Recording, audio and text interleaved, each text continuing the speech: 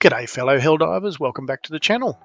If you're new here, don't forget to hit that subscribe button for all the latest on Helldivers 2. Today we're going to be talking about the best builds for the highest levels. Helldive and Super Helldive, and we'll cover armor, primary weapons, secondary weapons or sidearms, stratagems and grenades. I'll also include chapters so you can go to the section that you're most interested in, so yeah, use that if you want. Plus we'll give you some tips on how to handle both enemy types, the Terminids and the Automatons. Before I start, please remember that these recommendations and the weapons and armor that I use are my personal preferences and may not fit other people's choices or preferences, and what you use and I use may be different. And it's not, one size fits all. So you do what you do and you use whatever is your preference, best for the squad and yourself and is the most fun. By all means, please comment below on your choices. Okay, so let's dive right in.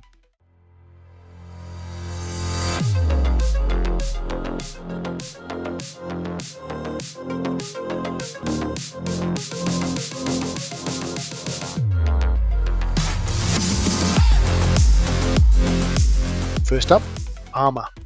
When it comes to armor, you want to stick to medium or light armor, as heavy armor can slow you down and reduce your stamina, which can be a disadvantage when you're trying to stay mobile and avoid enemy attacks. I think heavy armor is more useful against the automatons, not so much against the terminids, purely due to the enemy dynamics, tactics and movement capabilities. For both automatons and terminids, I like to use the DP1 champion of the people for the 50% chance of not dying when taking lethal damage. I tell you what, it's got me out of some sticky situations so many times, so yes, it's very handy indeed. For light armor, I like to take the SC30 Trailblazer, particularly with the personal shield to complement it.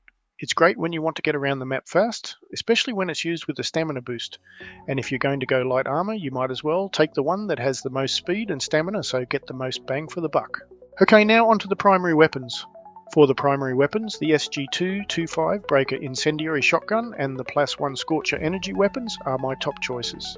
I also use the R36 Eruptor a lot for Terminid missions. The Breaker Incendiary is great for close-range combat, especially against Terminids. It's fast-firing and it takes care of all those small to medium bugs as well as the fire damage over time. It also has a large magazine capacity, so as long as you're not trigger-happy and use it wisely as far as making each shot count, it's an extremely effective weapon. The +1 Scorcher, on the other hand, is effective at long range and can punch through defences, so yes, I mainly use the Scorcher for automatons and the Breaker Incendiary for the Terminids.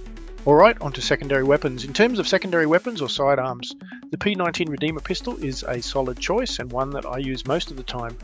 It's fully automatic and designed for crowd control, so this makes it perfect for dealing with swarms of enemies. It does have a large clip though, therefore due to its fire rate. You do go through the ammo quickly, but it is very useful for both enemy factions. But I especially like the GP31 grenade pistol for its ability to close bug holes and for smaller armoured enemies when fighting on the Terminid side. So as for grenades, I like to take with me the G23 stun or the G16 impact grenade. Which one I take down with me on a mission will depend on the secondary weapon I also take down. Either one will do, but if I take the stun grenade, I usually take the grenade pistol. And if it's the impact grenade, then I take the P19 Redeemer. So my secondary weapon will determine which grenade I take. That's a little tip there for you. Now on to stratagems. So stratagems are crucial for surviving Helldive or Super Helldive missions, as everybody knows. The Quasar Cannon and personal shield generators are very powerful even after they nerfed the Quasar Cannon in patch 300, which had an increase in recharge time by 5 seconds, but due to the frequency of use of the weapon, or my frequency of use of the weapon, I don't notice it too much, so it's still a very good weapon in my opinion, and it's very powerful against charges, which you can one-shot in the head, and two-shot Bile Titans. This is if you shoot after the Bile Titan's vomit animation, and if you've got the right angle, you can take it down in a couple of shots. You can also throw an extra one down for double Quasar action, so when you get another Quasar come up for the ready, you might as well put two down if you're in a sticky situation.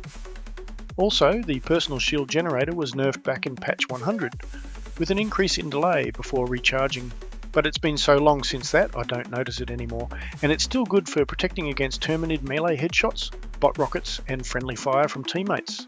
I don't know how many times it has saved me against a teammate who was accidentally shooting me. So yes, very handy, the personal shield generator. So in regards to bots, the Quasar Cannon can take down some heavies with a single shot, while the personal shield generator provides extra protection against enemy attacks. Some other useful stratagems include the orbital rail cannon strike, the orbital laser, and the Eagle 500 kilograms bomb. Oh, and my good old favourite, the Eagle airstrike, which now has one extra bomb for each of the 3 uses per rearm with the XL weapon ship module upgrade. Also, here are some of my other favourite choices for stratagems to take down on Helldives and Super Helldives.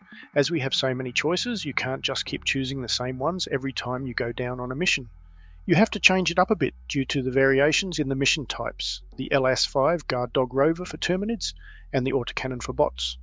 Also, some honourable stratagem mentions here as well, such as the gas strike for Terminids, autocannon sentry on either bugs or bots, rocket sentry and EMS mortar, all highly effective when used in the right situations and the right mission type. Okay, now on to some tips.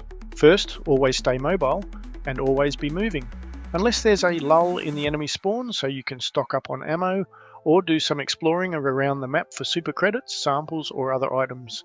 That's so long as you've got plenty of time.